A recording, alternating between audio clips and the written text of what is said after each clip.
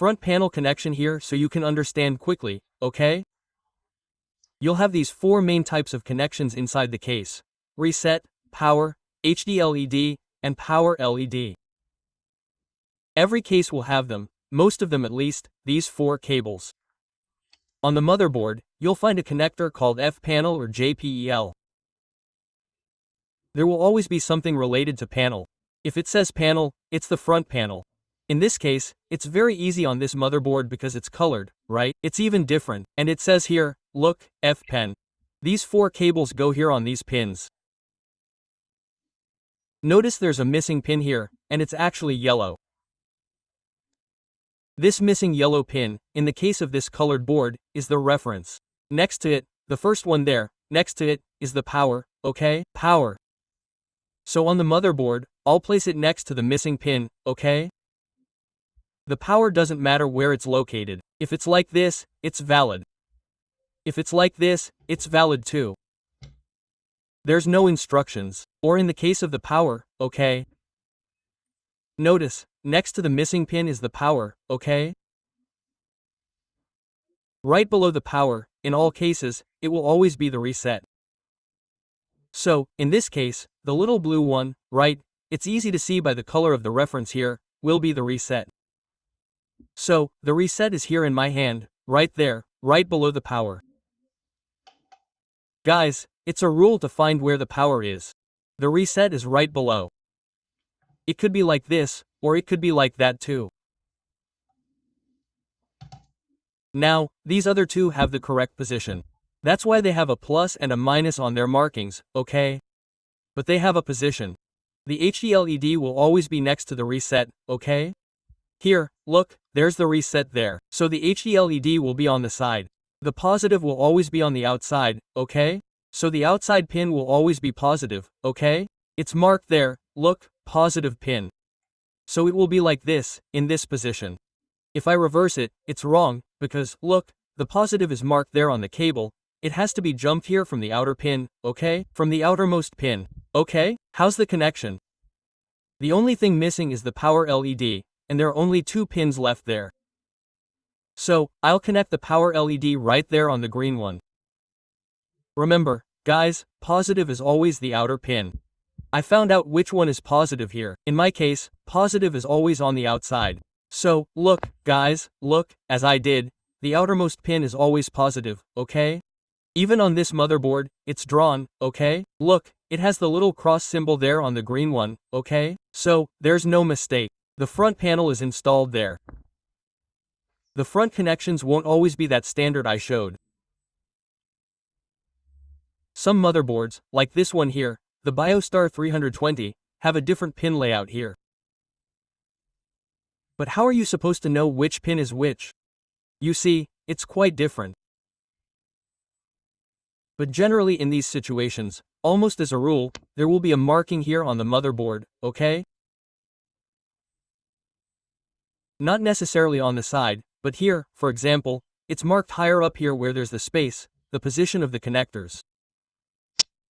You can see that the first 2 at the top here, that is, these 2 here first, right, they refer to the on-off. The bottom 2 here, consequently, are for reset, RST for reset.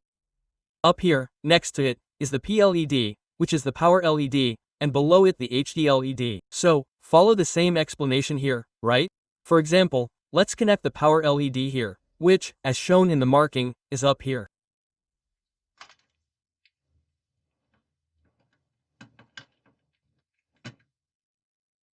Reset below the power. One hand here isn't very easy, but it works. It's reset right below. Then, the HD LED is left here. And we can see in the marking there that the plus side is this way. So, we already grab it here in the correct position. Look, the plus side is marked there.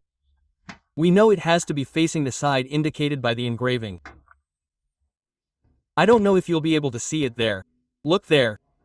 Exactly. And now the power plus and minus here. I don't know if I'll be able to move them correctly here, but here we'll get the plus, which is to my left here in the video. Put the minus first here. The plus separated here, and the last one. Done. You saw that it seems a little more complex, but there's no secret. It's the same story, just follow the engraving on the motherboard. Now, it's worth highlighting one detail here, folks. The motherboard won't always have the power LED together, that's why they're separate. You can see that the first one, the plus of the power LED here, the plus of the power LED here, is here on one side, as I plugged it in there, and the other one, the minus, will be there, right? It'll be separated over there.